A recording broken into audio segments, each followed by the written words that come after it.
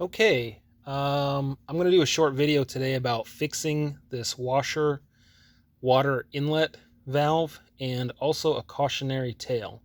So this washer was in an area that was prone to freezing in the wintertime. And like most of you, you hook up your washer and dryer and you never really touch it again, at least the inlets. So these were hooked up to the water supply. And what happened was the water came in, froze all of the lines, froze the hoses, and the water inside of this froze. So this is cracked internally and water is dribbling out now. Luckily, it's actually a really easy fix. So what I did was this has these little Torx screws.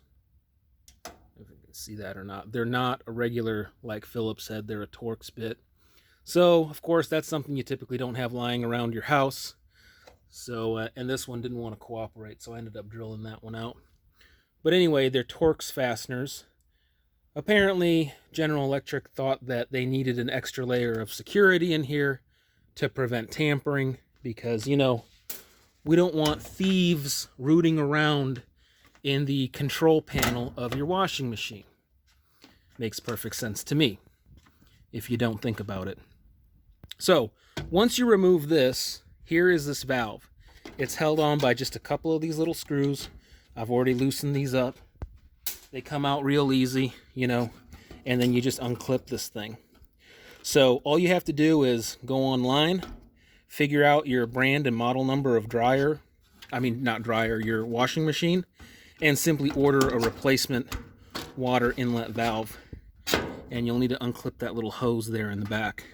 But yeah, very simple little device.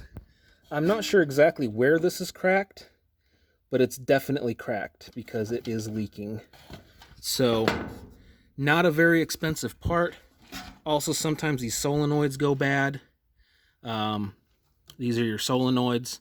So if you're not getting hot water or cold water coming in, it may be because this part of it is damaged or defective. So yeah, pretty easy, cheap part to replace.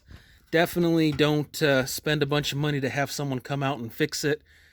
Something anybody can easily do on their own. But the cautionary tale is that if you think you're in an environment where this may freeze, keep in mind these are going to freeze too and crack most likely. So disconnect your washer and dryer, or disconnect your washer from the water lines if you think you've got a deep freeze coming on in the wintertime.